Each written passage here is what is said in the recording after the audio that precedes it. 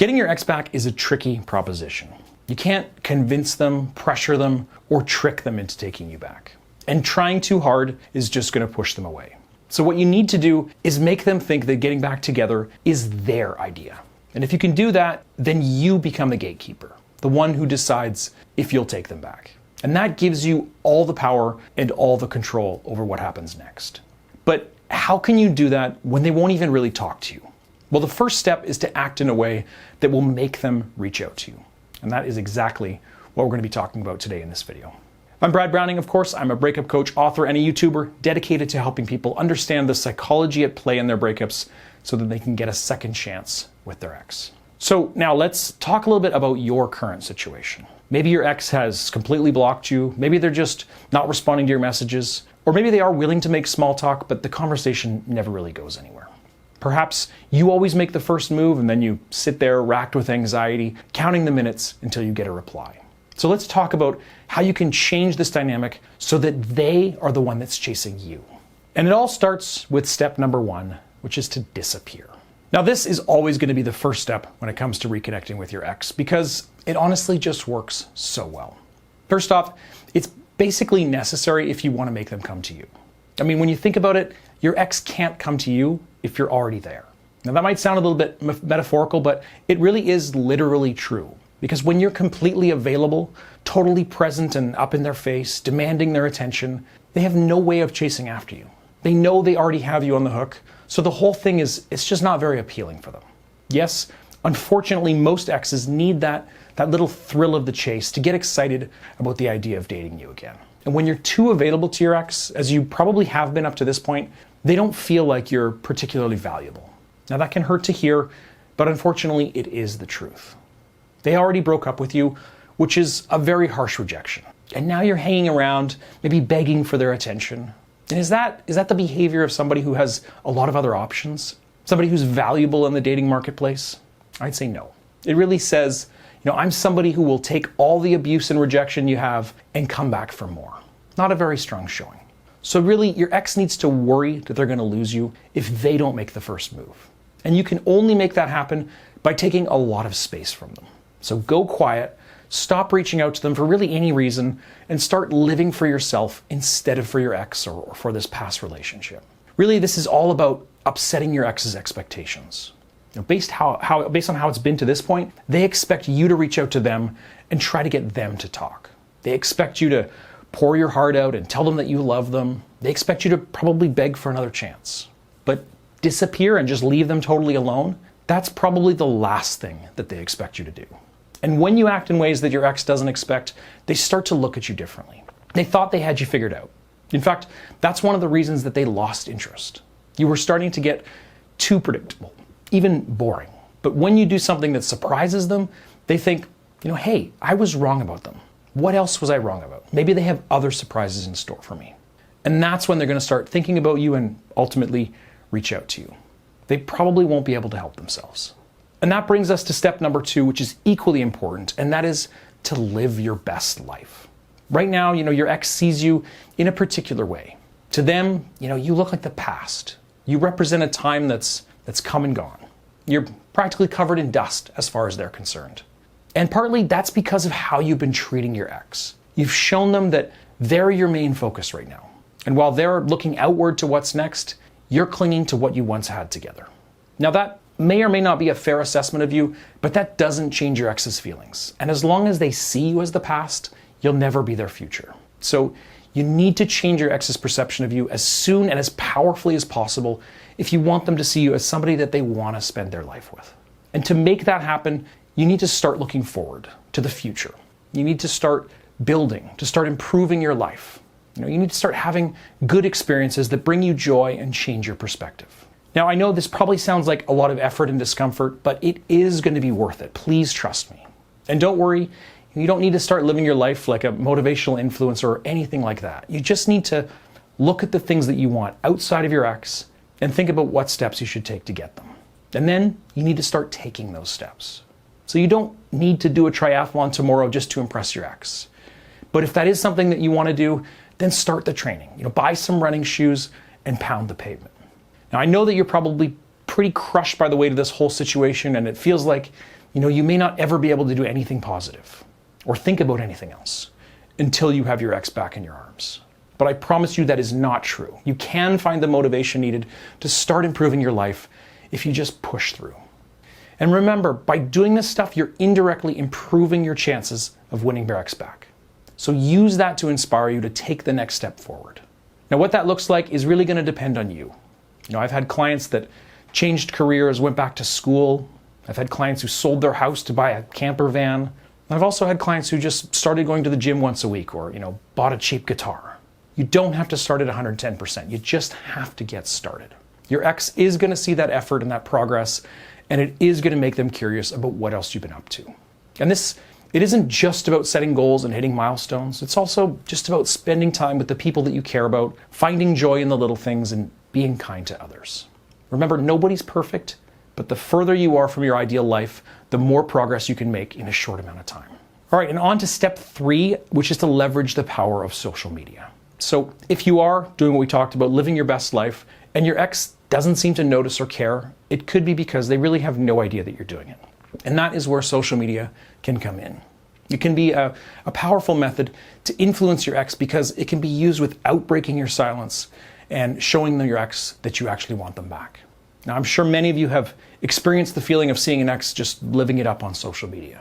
You see their travel photos, their beach selfies, maybe a progress pic from the gym, and you're hit with a wave of emotions. Jealousy, regret, maybe even inspiration. Maybe you think, I should call them just to see how things are going. And really, fundamentally, that is the feeling that you want to inspire in your ex.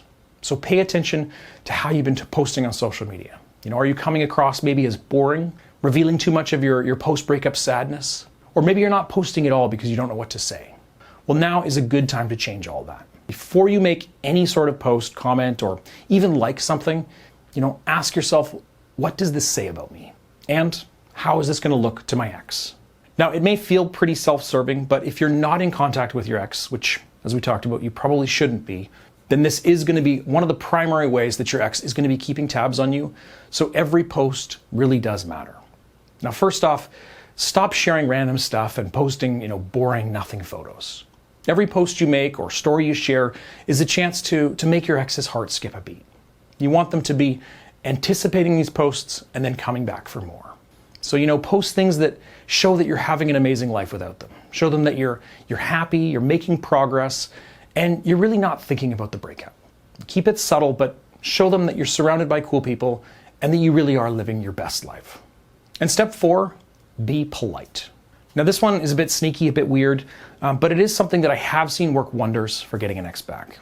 It's a way of handling conversations with your ex. So maybe you run into them at a bar, they reach out to you randomly, whatever. Now, so many people tend to be ice cold in these situations because they want to show their ex that they're moving on. And others will be excessively nice and friendly, trying to win over their ex with one conversation.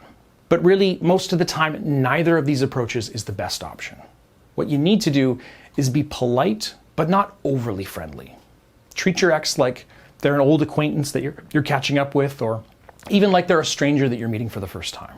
It can feel a bit awkward, like you're blowing a chance to connect with your ex, but that's really the point. You want them to feel that distance between the two of you. You want them to see that the relationship now is not how it was. And that realization is going to hit super hard the longer it's been since the two of you have talked because of the contrast that it's going to create between the past and the present. They'll probably be really sad about how they've seemingly lost you, and without really thinking about it, they're going to try to fix things and get back that closeness that the two of you used to have. And that is when they're going to start chasing you without even really realizing it. Now, with that said, you can't overuse this one. When they do start to make a genuine effort to get closer to you, then you need to warm up and start being a little flirty, or they may think you're just not interested. But as a strategy for the first time that you see them in person, this one can be really impactful. Now, of course, it will all depend on how your ex feels about you right now, as does most of this advice. So if you're not sure of your ex's feelings, it is a great time to get some insight on that. And that is why I created my free quiz at breakupbrad.com/quiz. Check it out right now to find out your chances with your ex alongside some advice customized to your particular situation. It's free, takes less than 5 minutes, and again, it's at breakupbrad.com/quiz. All right, and step 5, move on. Now, you've heard this story before. You break up with somebody and you do everything you can to win them back. Nothing works. You keep holding on, making a fuss, and generally just looking pathetic. And then it's like a switch flips and you accept that you don't have a chance anymore.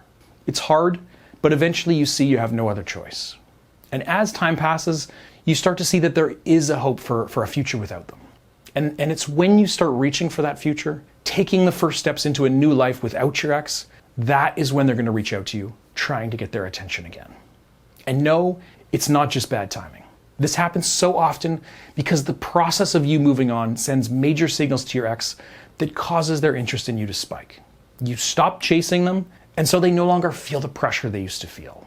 And you also gain confidence, and since you're no longer begging, you stop seeming pathetic. And above all else, you've removed yourself from the situation, so you're no longer immediately accessible to them. They can't use you as a backup plan if they decide that the single life is too scary, or they find that there's no one else there that they want.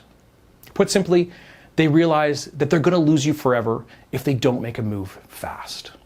And that is why they're going to reach out to you and try to draw you back to them. Now, they may not be set on getting back together at that particular moment. They probably wouldn't even be able to say what their intentions are other than to talk to you, but that is your opening. But how do you make this happen if you still want your ex back? Well, it is definitely a bit of mental gymnastics required here, but you basically have to act as if you're completely over them. Ask yourself, how would I act if I didn't want my ex back? What steps would I take if I was set on moving on and finding happiness with somebody new? And then you need to actually start taking those steps. Now, if you are wondering where to start, all the advice that I've given you up to this point is a good guide to showing your ex that you're moving on. But there's one thing that you need to do that I haven't mentioned. And that is, you just need to go on some casual dates. Now, I know that your heart is set on your ex, but getting back out there and meeting new people is a really powerful way to show your ex that you are moving on.